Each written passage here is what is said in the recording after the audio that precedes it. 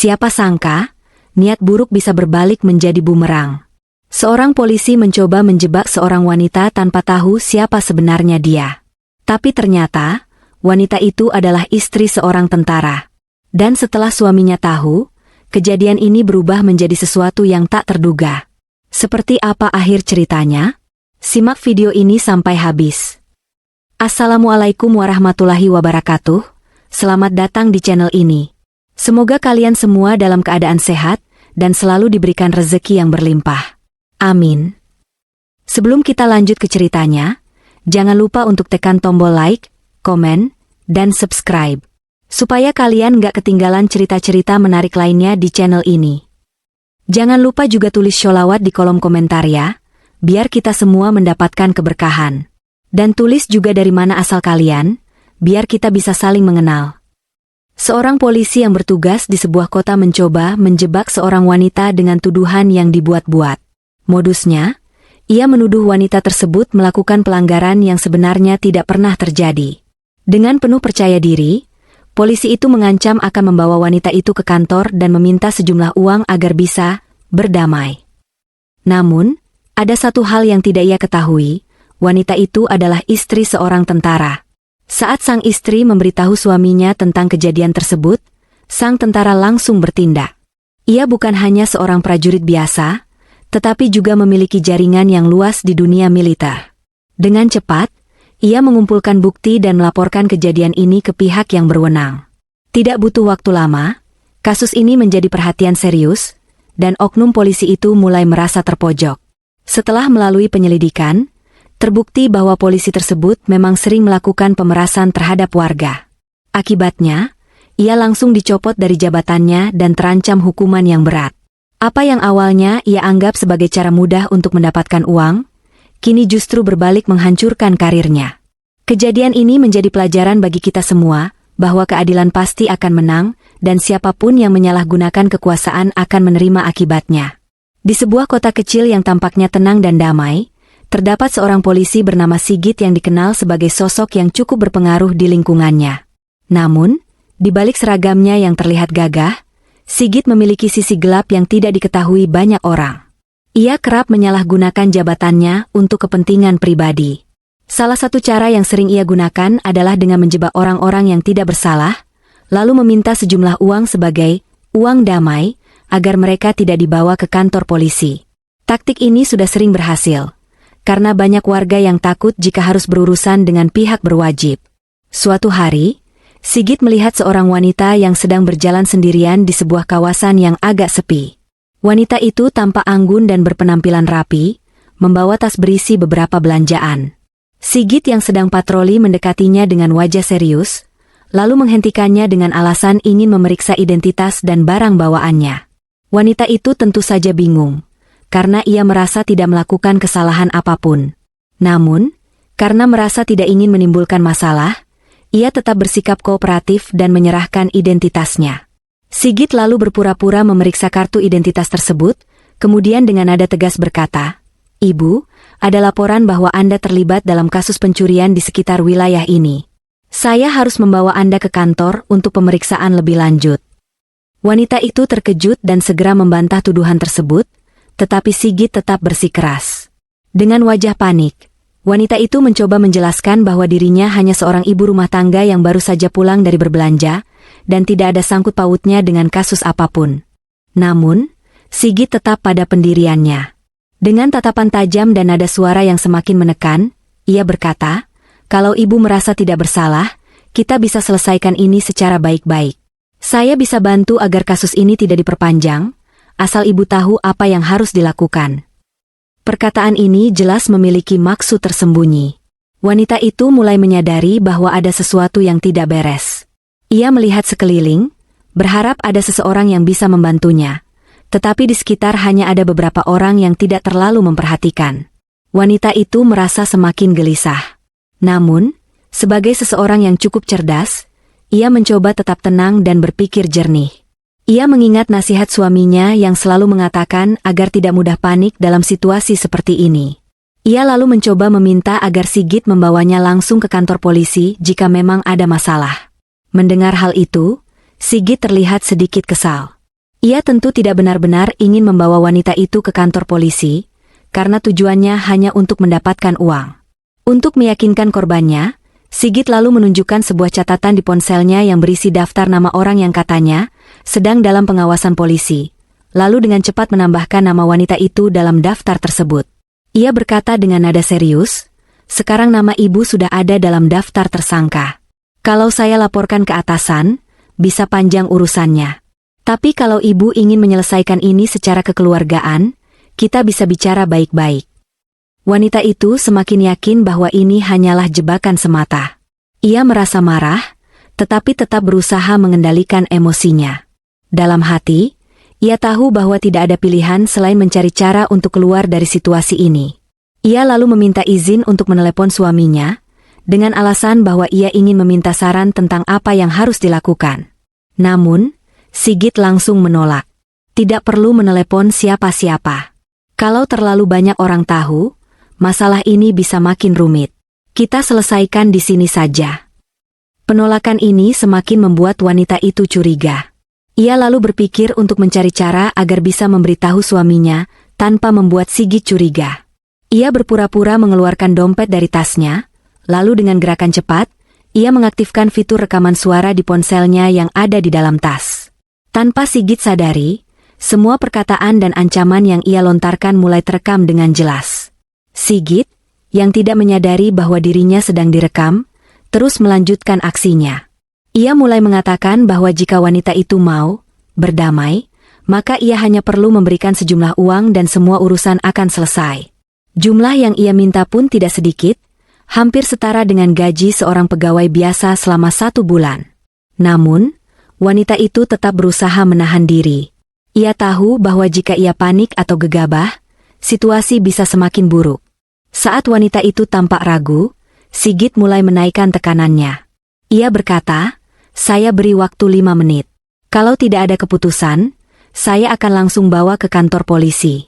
Nanti di sana, ibu harus berurusan dengan banyak orang, dan saya tidak bisa menjamin apa yang akan terjadi." Kata-kata ini jelas memiliki makna intimidatif. Sigit berharap wanita itu akan segera menyerah dan memberikan apa yang ia minta. Namun, yang terjadi justru sebaliknya. Wanita itu dengan tenang berkata, "Baik, kalau memang begitu, mari kita ke kantor polisi sekarang juga. Saya ingin semua ini diselesaikan secara resmi." Perkataan ini membuat Sigit sedikit terkejut. Ia tidak menyangka bahwa wanita itu berani melawan. Namun, sebelum ia sempat bereaksi lebih lanjut, wanita itu mengambil ponselnya dan langsung menghubungi seseorang. Tanpa Sigit ketahui, wanita itu sebenarnya adalah istri seorang perwira tentara yang cukup berpengaruh. Ia menelepon suaminya dan dengan nada tenang berkata, "Mas, aku sedang mengalami masalah di jalan. Ada seorang polisi yang menuduhku tanpa alasan. Bisa tolong datang ke sini?" Sigit yang mendengar percakapan ini langsung merasa tidak nyaman. Ia mulai merasa bahwa dirinya telah salah memilih korban. Dalam waktu kurang dari 10 menit, seorang pria berbadan tegap dengan seragam militer datang bersama beberapa rekannya. Wajahnya terlihat tegas dan penuh wibawa. Begitu melihat istrinya, ia langsung mendekat dan bertanya, "Apa yang terjadi?" Wanita itu kemudian memutar rekaman suara yang telah ia rekam sebelumnya. Begitu mendengar isi rekaman tersebut, ekspresi wajah suaminya langsung berubah serius. Sigit, yang awalnya percaya diri, kini mulai gemetar. Ia tidak menyangka bahwa wanita yang ia jebak adalah istri seorang tentara.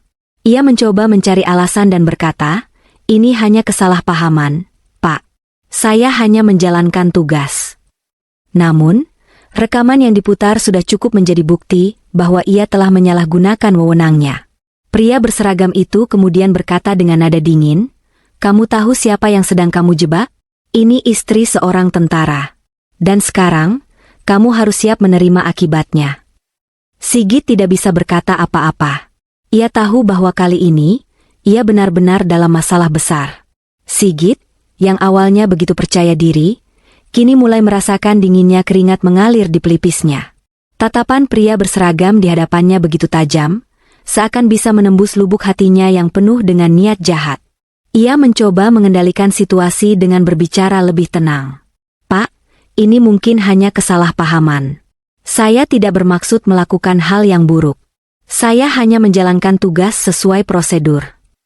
Namun, suami wanita itu tidak mudah terpancing. Sebagai seorang perwira tentara yang sudah banyak menghadapi berbagai situasi sulit, ia bisa dengan mudah membaca kebohongan seseorang. Dengan nada tegas namun tetap terkendali, ia berkata, "Kalau ini hanya kesalahpahaman, kenapa istri saya harus membayar sejumlah uang agar bisa dilepaskan?" Sigit tercekat. Mulutnya ingin merangkai alasan lain, tetapi rekaman suara yang masih terputar jelas-jelas memberatkan dirinya. Beberapa orang di sekitar mulai memperhatikan mereka. Melihat bagaimana seorang polisi yang biasanya berwibawa kini tampak panik di hadapan seorang tentara. Tidak ingin membuat keributan di tempat umum, sang tentara kemudian berkata, "Kita selesaikan ini secara profesional. Saya akan membawa kasus ini ke atasan Anda. Mari kita lihat, apakah institusi Anda masih mau membela orang seperti Anda?" Sigit semakin pucat. Jika masalah ini sampai ke atasan, bukan hanya pekerjaannya yang terancam, tetapi juga harga dirinya. Ia tahu, dalam dunia kepolisian, penyalahgunaan wewenang seperti ini bisa berakibat fatal. "Pak, saya mohon, mari kita selesaikan ini secara baik-baik," katanya dengan suara yang mulai bergetar. Namun, sang tentara hanya tersenyum tipis. "Saya juga ingin menyelesaikannya dengan baik. Dan cara terbaik adalah membawanya ke jalur hukum." Tanpa banyak bicara lagi, ia langsung menghubungi beberapa orang rekannya yang bertugas di kepolisian militer. Tidak butuh waktu lama, 2 orang anggota polisi militer tiba di lokasi dan langsung mengamankan Sigit. Kini, peran mereka telah berbalik, yang biasanya menakut-nakuti orang lain, kini Sigitlah yang harus menghadapi ancaman nyata. Proses penyelidikan berjalan cepat. Rekaman suara yang diambil oleh istri sang tentara menjadi bukti utama bahwa Sigit telah menyalahgunakan jabatannya untuk memeras masyarakat. Ditambah lagi, setelah kabar ini tersebar, beberapa warga lain yang pernah menjadi korban Sigit mulai berani angkat bicara. Beberapa hari kemudian, Sigit dipanggil ke hadapan Dewan Etik Kepolisian. Ia duduk di kursi pesakitan, berhadapan dengan para petinggi yang menatapnya dengan kekecewaan. Salah satu petinggi itu bertanya dengan suara berat, "Apakah benar Anda telah melakukan pemerasan terhadap warga?" Sigit menundukkan kepala. Ia tahu, tidak ada gunanya berbohong lagi. Semua bukti sudah ada di tangan mereka. Dengan suara pelan, ia mengakui perbuatannya.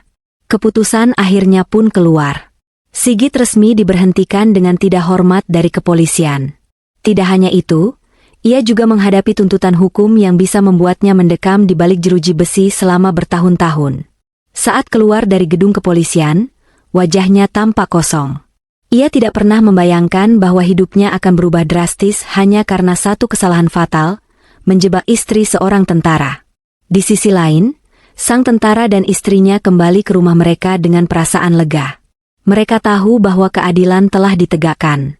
Dan kejadian ini menjadi pelajaran bagi banyak orang, bahwa kekuasaan yang disalahgunakan pasti akan berujung pada kehancuran. Saat telepon tersambung, suara di ujung sana terdengar berat dan penuh kewibawaan. "Halo, ada apa, sayang?" Wanita itu menarik napas dalam-dalam, mencoba mengendalikan emosinya sebelum berbicara. "Mas, aku baru saja dihentikan oleh seorang polisi. Dia menuduhku melakukan sesuatu yang tidak aku lakukan, dan sekarang dia memintaku menyelesaikan masalah ini dengan uang. Aku merasa ini tidak benar." Di seberang telepon, suara pria itu berubah dingin. Ia tahu betul bagaimana istrinya, wanita yang selama ini ia cintai dan hormati, tidak mungkin melakukan kesalahan yang dituduhkan. Ia juga sangat paham bahwa ada oknum yang sering menyalahgunakan wewenangnya demi keuntungan pribadi. "Kamu di mana sekarang?" tanyanya singkat, nada suaranya tajam. Wanita itu segera menyebutkan lokasi tempat kejadian. Suaminya tak perlu berpikir 2 kali. Dengan sigap, ia segera mengenakan seragam dinasnya dan menghubungi beberapa rekannya. "Aku akan ke sana sekarang juga. Jangan lakukan apapun, dan pastikan kamu tidak memberikan uang sepeser pun. Aku akan menangani ini." Wanita itu mengangguk pelan meskipun suaminya tidak bisa melihatnya. Di sisi lain, polisi bernama Sigit yang sedang berdiri di hadapannya mulai merasa gelisah. Ia melihat ekspresi wanita itu berubah lebih tenang, seolah memiliki keyakinan bahwa dirinya akan selamat dari jebakan yang telah ia buat. "Ibu menelepon siapa?" tanyanya curiga. Wanita itu tersenyum tipis. "Hanya suamiku. Aku ingin memastikan bahwa aku tidak salah langkah." Sigit mencibir. "Ah, suami ibu tidak akan bisa berbuat apa-apa. Masalah ini hanya bisa diselesaikan antara kita berdua. Kalau suami ibu datang, itu justru akan memperumit situasi." Wanita itu tidak menjawab, hanya tersenyum kecil. Dalam hati, ia tahu bahwa justru keadaanlah yang akan semakin rumit bagi Sigit. Tak sampai 15 menit kemudian, suara deru mesin motor besar terdengar dari kejauhan. Seorang pria berbadan tegap dengan seragam militer turun dari motornya. Wajahnya tampak tenang, tetapi sorot matanya tajam, penuh kewibawaan. Beberapa orang di sekitar mulai memperhatikan kejadian itu. Mereka melihat dengan penuh rasa ingin tahu. Sigit sendiri mulai merasa tidak nyaman. Ia tidak menyangka bahwa wanita yang ia jebak ternyata memiliki suami yang bukan orang sembarangan. Pria berseragam itu melangkah dengan tenang ke arah istrinya. Begitu sampai, ia memegang bahu wanita itu dengan lembut. "Kamu baik-baik saja?" tanyanya pelan, tetapi ada nada tegas dalam suaranya. Wanita itu mengangguk. "Aku baik-baik saja. Tapi polisi ini menuduhku melakukan pelanggaran dan meminta sejumlah uang untuk menyelesaikannya." Pria itu lalu menatap Sigit. Pandangannya tajam, menusuk langsung ke dalam hati. Sigit yang biasanya berani menghadapi siapapun, kini merasa sedikit gentar. "Pak polisi," kata pria berseragam itu dengan nada datar, "boleh saya tahu apa kesalahan istri saya?" Sigit menelan ludah. Ia mencoba mempertahankan ketenangannya. Ini hanya pemeriksaan biasa, Pak.